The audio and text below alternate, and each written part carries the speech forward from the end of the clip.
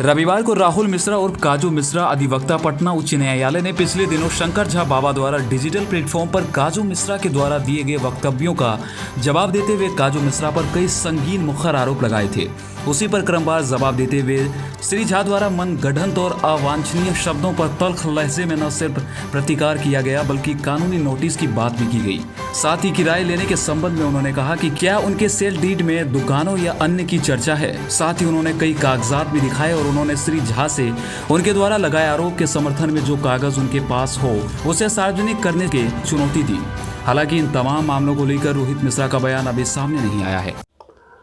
देखिए, ऐसा है इसमें कि ये जो आरोप इन्होंने लगाया कि हम हड़पना चाहते हैं, पहली बात है ये शंकर झा हैं कौन? क्योंकि ये जो विवाद चल रहा है, मैंने पिछली बार भी कहा 335/2008 रोहित मिश्रा बनाम राहुल मिश्रा, इसमें शंकर झा तो पार्टी है नहीं, तो फिर शंकर झा कैसे इसमें कुछ बोल रहे हैं? दूसरी बात, जब मामला न्यायालय में है तो हड़पने और नहीं हड़पने की बात कहां से हो सकती है? तीसरी बात, इस बिंदु पर यह उठती है कि यह हड़पने की सूचना उनको पूर्णिया में मिल गई लेकिन पूरे अररिया जिला में किसी को नहीं मिल पाया, वो लोग नहीं समझ पाए। इसका मतलब ये महाज्ञानी व्यक्ति हैं कि इन्होंने जो है सो ये समझ गए कि उनकी संपत्ति को हड़पा जा रहा है, जबकि मेरे पास ऐसी सूचना है कि जितने भी प्रबुद्ध लोग हैं सारे लोगों से संपर्क किया गया था इस जमीन को खरीदने के लिए, इंक्लूडिंग मेरे छोटे भाई अजय झा की जमीन, अजय झा को भी। और उन्होंने आकर के हमसे बात की, मैंने उनको वस्तुस्थिति समझा दिया। उन्होंने कहा भाई जी हम लोग नहीं लेंगे, कोई नहीं लिया, ये चले आए। क्यों चले आए? ये कोई रॉबिन हुड तो नहीं है कि किसी की हड़पी हुई संपत्ति कोई बाहर निकालते हैं, ऐसा इनका कोई हमको इसका ज्ञान नहीं मिला है, जानकारी नहीं मिली है। दरअसल ये 100 का माल 5 रुपए में जो मिल रहा है, ये 50-60 करोड़ की संपत्ति है। ये 10 करोड़ में जो है सो 12-13 करोड़ में, रिकॉर्ड के हिसाब से 13 करोड़ है, 13 करोड़ में ये खरीद लिए हैं, इसलिए ये बेचैन हो रहे हैं। दूसरी बात इसमें यह है कि इसमें हम क्या कर सकते हैं? हमको इन्होंने जज भी कहा, ये हमको चेतावनी भी देते हैं। हम इसमें क्या कर सकते हैं? जब मामला न्यायालय में है तो जज साहब फैसला सुनाएंगे ना, जब तक न्यायाधीश नहीं आएगा हम कुछ नहीं कर सकते हैं इसमें। उनका कहना है कि जो भी फैसला का उम्मीद आप कोर्ट से करते हैं वो आप बोल दीजिए, वो मानने के लिए तैयार है।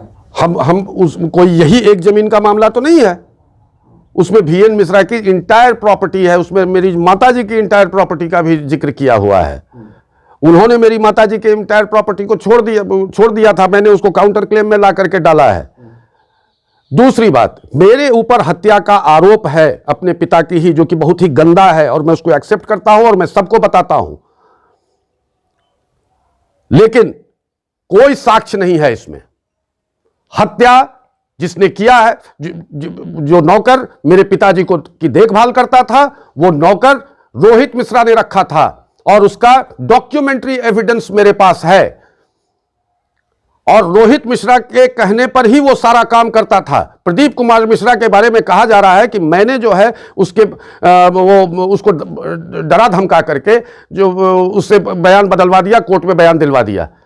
उसने पुलिस के 161 में बयान दिया है कि पैराग्राफ नंबर कुछ होगा, उसमें उनका जो बयान है प्रदीप कुमार मिश्रा का, उसमें उसने कहा है कि नौकर रोहित मिश्रा ने रखा था, जिससे कि कोर्ट में जो उन्होंने बयान दिया है उसमें उन्होंने कहा है कि नहीं, हमको नहीं मालूम है कि नौकर किसका था। जबकि मेरे पास डॉक्यूमेंट है जिसमें कि डायरी में, नौकर के पर्सनल डायरी में प्रदीप कुमार मिश्रा का मोबाइल नंबर, उसमें थोड़ी सी डिस्क्रिपेंसी है, लेकिन लैंडलाइन नंबर दोनों लिखा हुआ है। और वो कोर्ट में जाके कह के आए हैं, वो घबराए नहीं, उनको फिर कोर्ट में बुलाया जाएगा। ये मामला इतना आसान नहीं है, ये जायदाद का मामला है नहीं। दूसरी बात, शंकर झा जी ने मुझे हत्यारा बोला है, किस आधार पर? शायद उनको जानकारी नहीं है कानून की कि मैं हत्यारोपी हूं, हत्यारा नहीं हूं। अभी तक डिक्लेयर्ड हूं, कोर्ट से वर्डिक्ट नहीं आया है। तीसरी बात, उन्होंने कहा कि ये लीज पर की जमीन का जो है सो भाड़ा वसूल लेते हैं। भाड़ा वसूलते हैं, मैंने लीज दिया है और वो लीज को ट्रांसफर करने का राइट मेरा है, वो मेरे प्रति जवाबदेह है कानूनन। मैं जो भी बोल रहा हूं कानूनन बातें कह रहा हूं। और शंकर झा को कोई अधिकार नहीं है कि उससे वो भाड़ा वसूलने की कोशिश करे। ये भाड़ा मेरे ही पास आएगा। उनको अधिकार, अगर उनको इतनी ही तकलीफ है तो वो एविक्शन सूट में जाएं और एविक्ट करा करके आवे वहां से, उसका भी जवाब उनको दिया जाएगा। चौथी बात, उन्होंने मेरे ऊपर आरोप लगाया है कि मैंने रोहित मिश्रा पर 4 बार हत्या का अटेम्प्ट लिया है, जिसका डॉक्यूमेंट है। मैं उनको लीगल नोटिस भेज रहा हूं और उसके बाद उनके खिलाफ उचित कानूनी कार्रवाई करूंगा। और ऐसे सारे लोग जो इस तरह की बातें कर रहे हैं उन पर उचित, मैं कानून से बंधा हुआ व्यक्ति हूं क्योंकि मैं अधिवक्ता भी हूं और अपने जीवन में एक गलत काम नहीं किया है।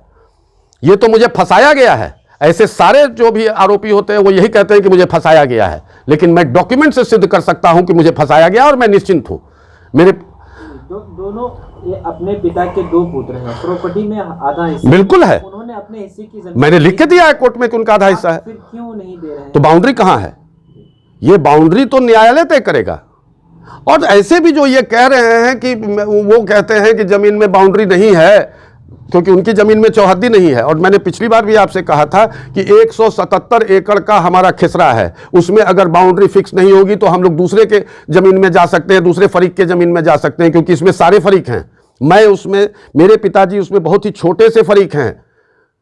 हमारे सबसे बड़े फरीक श्री विजय कुमार मिश्रा है, जो कि यहाँ के ये हैं, चेयरमैन हैं नगर परिषद के। वो सबसे बड़े हमारे हिस्सेदार हैं यहाँ पर। तो आप उनकी जमीन में चले जाएंगे? आप अपनी जमीन तो पहले फिक्स करके आए, एक दूसरा इंतजार करें। ऐसे भी ये मैटर लिस पेंडेंस कहा जाता है और लिस पेंडेंस मैटर का सुप्रीम कोर्ट का ऑर्डर है कि जब तक कि फैसला नहीं हो जाएगा पोजीशन नहीं दिया जाएगा। बैठ करके इस मसले का हल हम कैसे सुना सकते हैं जो मामला न्यायालय में? फिर जज साहब क्या कर रहे हैं? और सिर्फ यही तो एक प्रॉपर्टी नहीं है ना, हमारी अन्य प्रॉपर्टीज भी हैं। चल अचल संपत्ति जो है वो और भी है, उनको भी सेटल करना है। जब वो न्यायालय गया ही है तो सारी बातों को क्रिस्टल क्लियर कर लिया जाए। क्यों इसमें जो है सो फिर विवाद खड़ा होने की कोई संभावना हो? आप एक लिस पेंडेंस मैटर पर क्यों इंटरफियर किए? दूसरी बात, आपके कागजात सही नहीं है। It is a non existent registry. मैं सीधे से कहता हूं, कानूनन रूप में it is a non existent land which has been registered in favour of him. और मैंने इनको अपराधी नहीं कहा, मैंने इनको अपराधी प्रवृत्ति का कहा। इसलिए कहा अपराधी प्रवृत्ति का कि अगर कोई हमको खबर भिजवाए कि हमको गोली मरवा देगा, अगर वो मेरी पत्नी के पास, ठीक रजिस्ट्री के बाद मेरी पत्नी के पास क्रिमिनल भेज दे, मेरे चेंबर में क्रिमिनल भेज दे पटना हाई कोर्ट के, और जमीन पर जो है सो राइफल लेकर के चला जाए। उन्होंने ये भी कहा है ना कि रजिस्ट्री जब हो रही थी तो आप खुद वहां पर स्वयं मौजूद? बिल्कुल नहीं, बिल्कुल नहीं। ये तो इतने गुप्त, मैंने तो इनको थाने में कहा कि आपने तो इतने गुप्त रूप से इसकी रजिस्ट्री कराई कि 4 तारीख को रजिस्ट्री की, और मैं अररिया में रहने के बावजूद हम लोगों को इसकी जानकारी 7 तारीख को हुई है। और माफी के लिए नोटिस भी आपके पास? बिल्कुल नहीं, कोई नोटिस नहीं आया है। अगर कोई नोटिस आया तो सर्विस रिपोर्ट दिखाएं। मैं झूठ बोलता ही नहीं हूं। व्हाट्सएप के माध्यम से? किसी माध्यम से नहीं, सर्विस रिपोर्ट दिखा देना। अब तक पहुंचा ही नहीं नोटिस? कोई नोटिस नहीं, किसी की भी जानकारी नहीं। और अनुमंडल पदाधिकारी हो या सर्किल ऑफिसर हो, किसी को यह अधिकार नहीं है कि वो एक पक्षीय नापी उठाए, ना ही किसी को यह अधिकार है कि वो किसी का हिस्सा करवा दे। ये प्रशासनिक पदाधिकारी के पास यह अधिकार प्राप्त नहीं है। यह सिर्फ और सिर्फ न्यायालय में इसका अधिकार सीमित है। अररिया के चांदनी चौक से 0 माइल जाने वाली सड़क पर उमा टॉकीज के सामने इब्राहिम होटल के ऊपर लाइफ स्टाइल रेडीमेड होलसेल दुकान का एक माह पूर्ण होने के उपलक्ष्य में दुकानदार और स्टाफ बेहद उत्साहित हैं। दुकान के मालिक ने बताया कि दुकान को खोले 1 महीना पूरा हुआ है और हमारे यहाँ जो भी कस्टमर आते हैं वो पूरी तरह संतुष्ट होकर जाते हैं। हमारे यहाँ बचपन से लेकर 55 तक यानी हर उम्र के लोगों के लिए कपड़े उपलब्ध है। हमारे यहाँ बच्चों के लिए फ्रॉक मात्र 113 रुपये से शुरुआत है। हमारे यहाँ फ्रॉक, कुर्ती, साल, जींस पैंट, शर्ट, जैकेट आदि दिल्ली, कोलकाता, लुधियाना, कानपुर, मुंबई सहित देश के बड़े बड़े शहरों से आता है। हम ग्राहकों को हर रेंज का कपड़ा उपलब्ध करवाते हैं। उन्होंने नए ग्राहकों से भी एक बार विजिट करने की अपील की।